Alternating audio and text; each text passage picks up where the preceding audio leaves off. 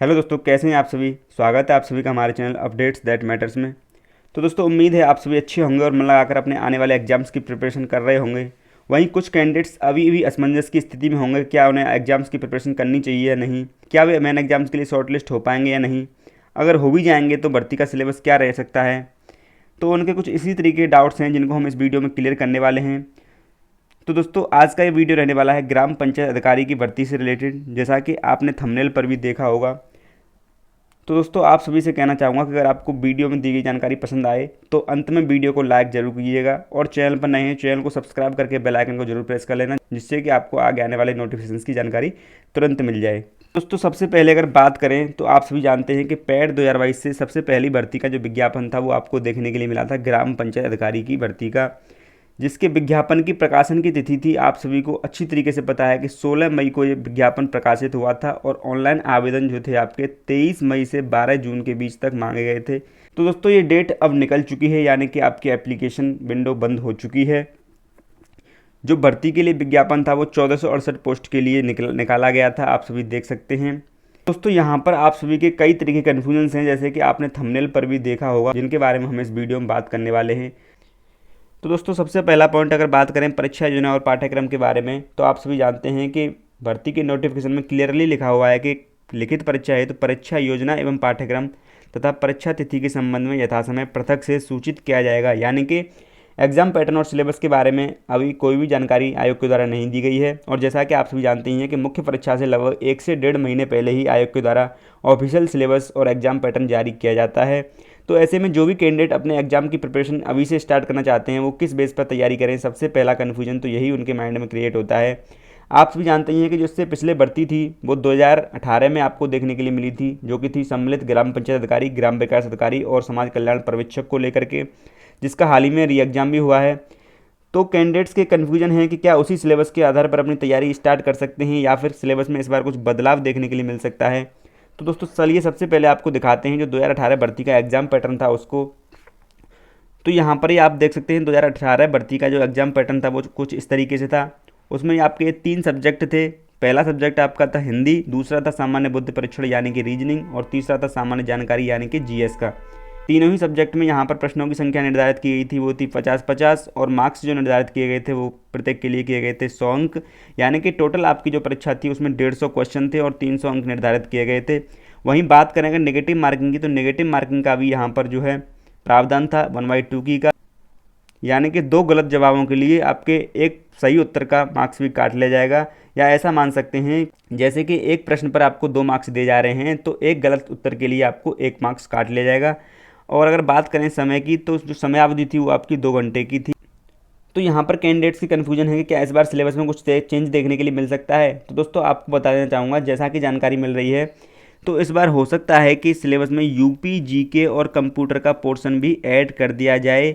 वहीं कुछ percent chance ये भी बन रहे हैं कि हो सकता है इस बार ग्रामीण समाज से भी कुछ पोर्शन ऐड कर दिया जाए।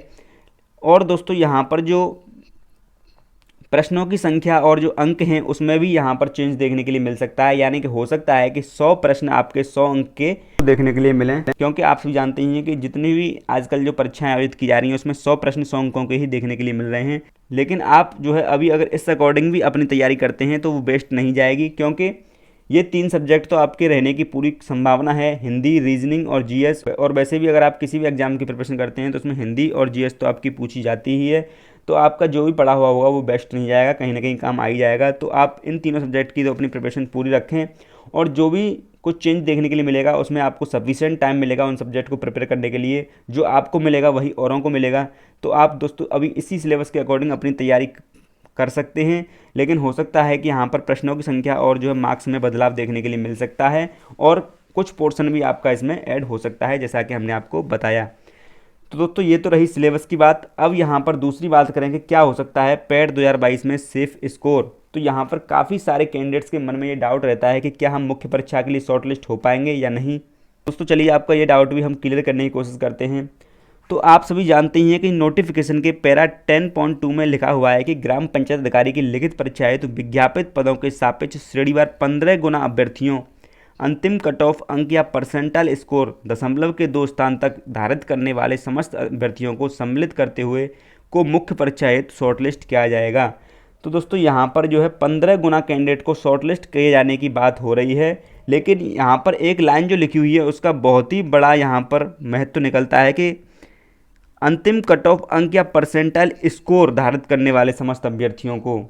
तो यहाँ पर जो 15 गुना तो दिया हुआ है, लेकिन जो जब शॉर्ट लिस्ट आती है तो उसमें कैंडिडेट की संख्या जो है लगभग 30 गुना से भी अधिक देखने को आपको मिलती है। जैसा कि अभी रिसेंट में ही आप देख लीजिए, जूनियर असिस्टेंट 1262 पोस्ट के लिए आपको पैट की कट ऑफ अभी हाल ही में जारी की गई है, जिसमें आप देख सकते हैं कि 1262 पोस्ट के लिए लगभग 40,000 से भी ऊपर कैंडिडेट को शॉर्टलिस्ट किया गया है, जो कि लगभग 33 गुना कैंडिडेट्स बन रहे हैं।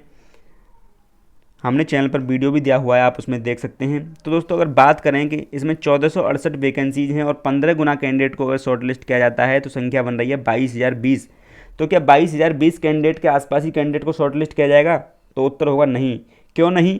क्योंकि इसमें बोला गया है कि अंतिम कट ऑफ अंक या परसेंटाइल स्कोर धारित करने वाले। तो दोस्तों जो आपकी अंतिम कट ऑफ अंक धारित करने वाले कैंडिडेट होते हैं उन सभी कैंडिडेट्स को इसमें शामिल कर लिया जाता है, तो इससे कैंडिडेट की संख्या लगभग डबल हो जाती है।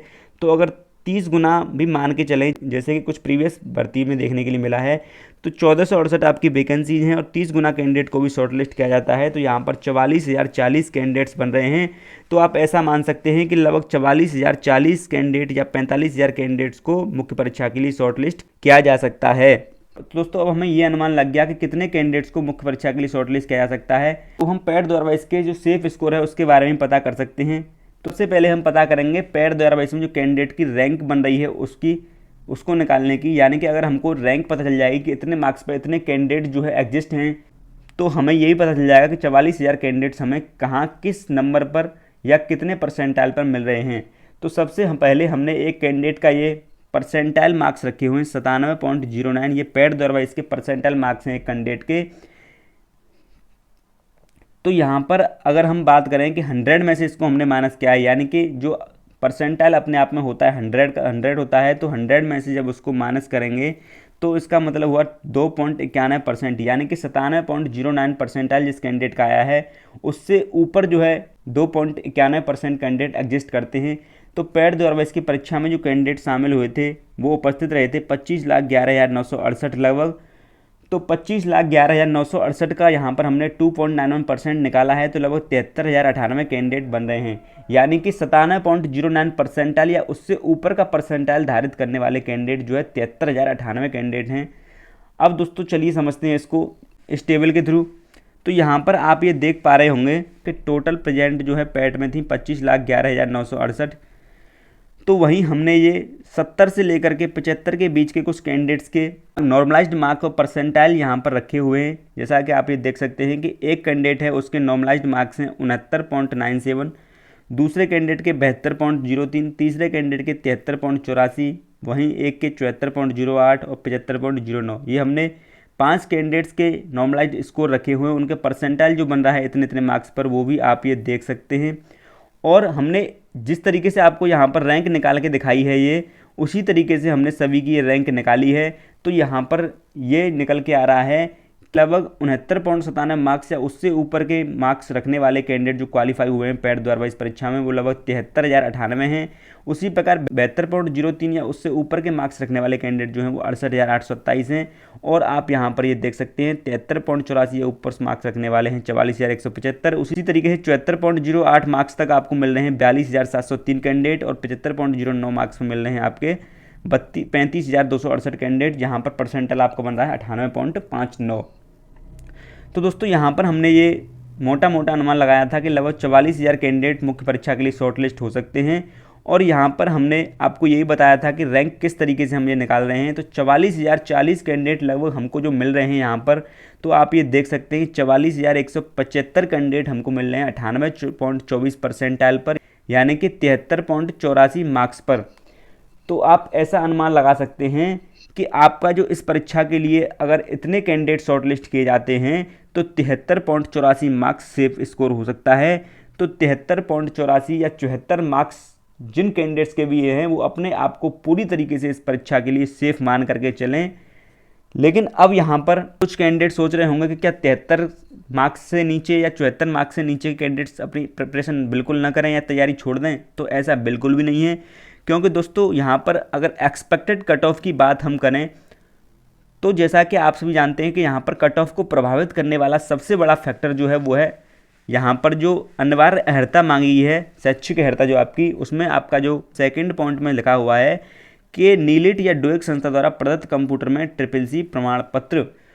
तो आप जानते होंगे कि बहुत सारे कैंडिडेट्स के पास CCC प्रमाण पत्र हो सकता है कि नहीं हो।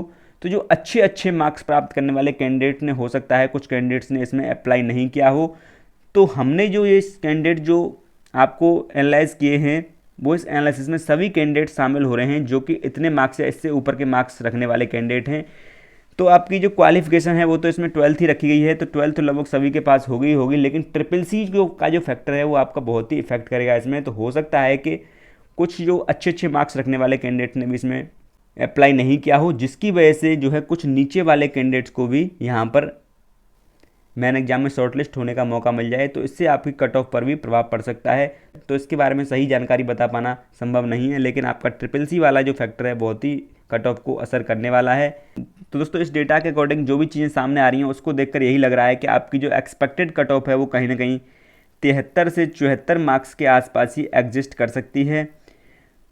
तो दोस्तों जिनके इतने मार्क्स बन रहे हैं वो अपनी तैयारी जो है अच्छी ढंग से स्टार्ट कर सकते हैं, लेकिन जिनके कम मार्क्स बन रहे हैं उनको भी परेशान नहीं होना है, अपनी प्रिपरेशन करना बंद नहीं करें। क्योंकि अभी रिसेंट का एग्जांपल आप देख सकते हैं, जूनियर असिस्टेंट 1262 पोस्ट के लिए जो भी कट ऑफ काफ़ी सारे लोगों के द्वारा प्रेडिक्ट की जा रही थी, वो प्रेडिक्ट की जा रही थी कि 74 से 75 मार्क्स के आसपास आपकी कट ऑफ रह सकती है। लेकिन ऑफिशियल जब कट ऑफ जारी की गई तो आप देख सकते हैं कि उससे कम ही गया है। कुछ कैंडिडेट्स ने अपनी तैयारी कट ऑफ हाई मान करके छोड़ दी थी और आज वो जो है बहुत ही परेशान है। तो दोस्तों उम्मीद है आप सभी को समझ में आ गया होगा कि जो मुख्य परीक्षा के लिए सेफ स्कोर है, तो अगर आपके पैड द्वारा इसमें 74 या 74 से अधिक मार्क्स बन रहे हैं तो आप पूरी तरीके से अपने आप को सेफ समझें और अपने एग्जाम की प्रिपरेशन अच्छी तरीके से स्टार्ट कर दें। वहीं जिन कैंडिडेट्स के भी थोड़े बहुत कम मार्क्स हैं वो भी अपनी तैयारी को न छोड़ें, और मैं तो यही कहूँगा कि जिन कैंडिडेट्स के भी 70 से प्लस मार्क्स हैं वो सभी अपनी तैयारी करते रहें, क्योंकि कहीं ना कहीं हो सकता है कि उन्हें मुख्य परीक्षा में बैठने के लिए मौका मिल जाए और आपकी जो पढ़ाई होती है वो कभी भी वेस्ट नहीं जाती है, कहीं ना कहीं काम आती ही आती है। अब दोस्तों वहीं कुछ कैंडिडेट्स का डाउट ये भी है कि इसमें जो अनरिजर्व्ड की सीटें हैं वो हैं 849, वहीं ओबीसी की सीटें इसकी तुलना में काफ़ी कम हैं। तो क्या ओबीसी की कट ऑफ अनरिजर्व्ड की कट ऑफ से अधिक रहेगी? तो ऐसा बिल्कुल भी नहीं है, क्योंकि आप सभी को पता ही है कि लगभग जो पैट कट ऑफ लगाई जाती है उसमें अनरिजर्व्ड, ओबीसी और ईडब्ल्यूएस की तीनों की सेम कट ऑफ ही आपको देखने के लिए मिलती है। तो कहीं ना कहीं जहाँ तक मेरी जानकारी में है तो कैटेगरी वाइज प्रत्येक कैटेगरी में यहाँ पर 15 गुना कैंडिडेट की शॉर्ट लिस्टिंग की जाती है और उसमें लास्ट कट ऑफ के सभी कैंडिडेट्स को शामिल कर लिया जाता है, उससे की संख्या बढ़ जाती है। तो हो सकता है कि ओबीसी की सीटें कम हैं तो और भी अधिक कैंडिडेट को यहाँ पर शॉर्टलिस्ट होने का मौका मिले, क्योंकि अनरिजर्व की कट ऑफ के बराबर लाने के लिए ओबीसी के ज़्यादा कैंडिडेट्स को भी शामिल किया जा सकता है। तो ऐसा बिल्कुल भी नहीं है, तीनों की कट ऑफ यहाँ पर सेम रहने की संभावना है। तो दोस्तों उम्मीद है आपके सभी डाउट क्लियर हो गए होंगे, और इस बात का ध्यान रखें कि ये केवल एक एनालिसिस है, इसके आधार पर केवल एक अनुमान लगाया जा सकता है। तो दोस्तों उम्मीद है आपको सारी चीज़ें समझ में आ गई होंगी। इतना ही था इस वीडियो में। अगर आपको वीडियो पसंद आया हो तो वीडियो को लाइक और शेयर जरूर कर दें, और अगर आप चैनल पर नए हैं चैनल को सब्सक्राइब करके बेल आइकन को जरूर प्रेस कर दें। Thank you so much.